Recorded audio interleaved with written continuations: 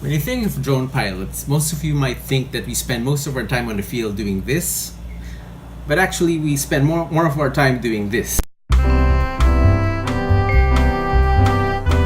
Well, actually more so to the beginners like me than the professional pilots. But all pilots at one point in their career or in their lives might have spent already more time on the field looking for their gear, for their drop gear or their quad somewhere out in the field than actually flying. And that's what happened to me today.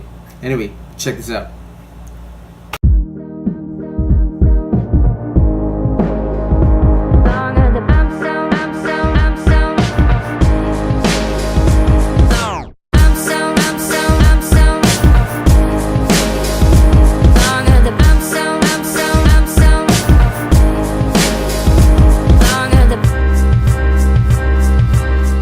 So if you've been following me on Facebook or on YouTube, you might have already figured out that I'm not yet a pro pilot, and I never made any claim of being so. And that's exactly what I want to convey, is that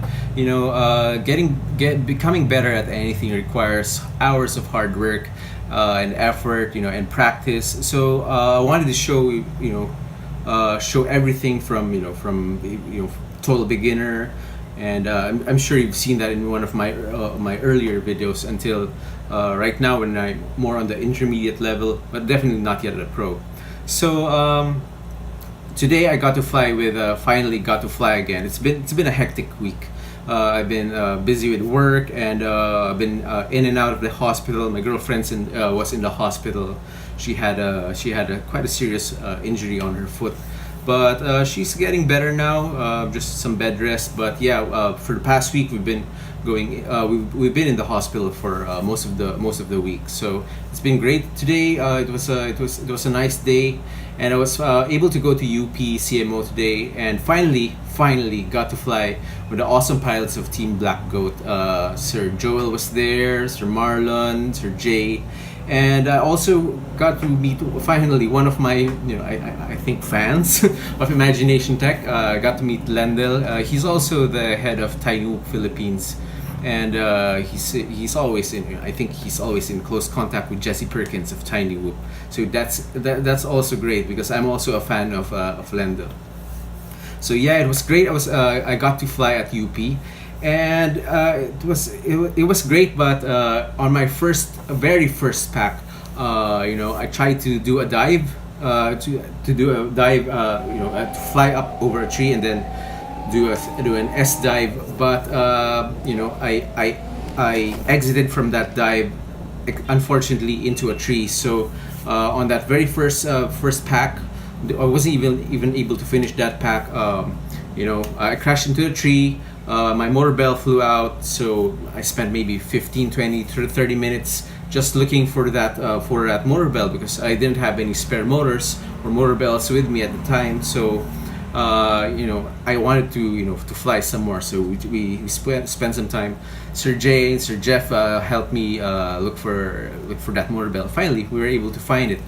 I didn't have any replacement C-clips to lock that motor bell in place, but it's still gonna fly. So that's exactly what I did. So I was able to get in a few more flights, but you without that C clip, without that lock on your motor bell, you really can't push your drone to the limit. So it just has to be easy flying. So anyway, that's what I did.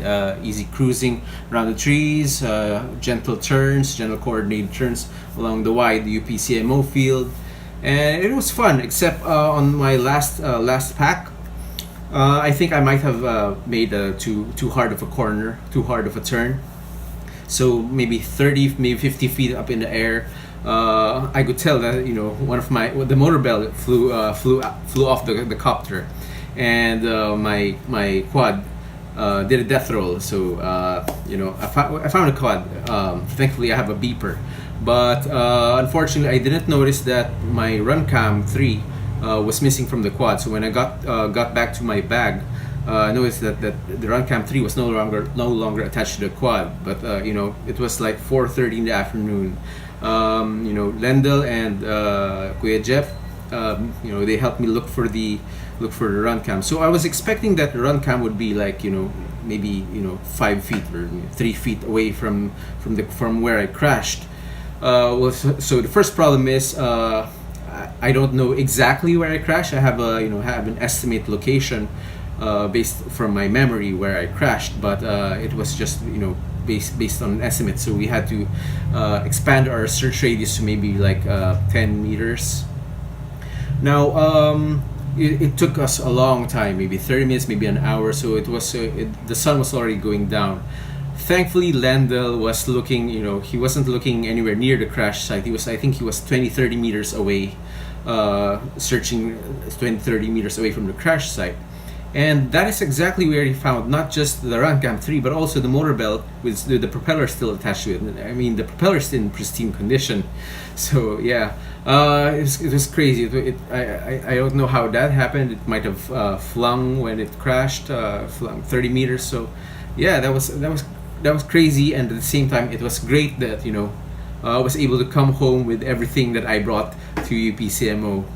Anyway, so I'm hoping you just check out this short video of the flights that I had with over at the UPCMO. And again, it was really nice meeting Lendl, Jay, Marlon, and of course Joel of Team Black Goat. And I'm really hoping to fly again with you guys. Anyway, keep building and keep flying.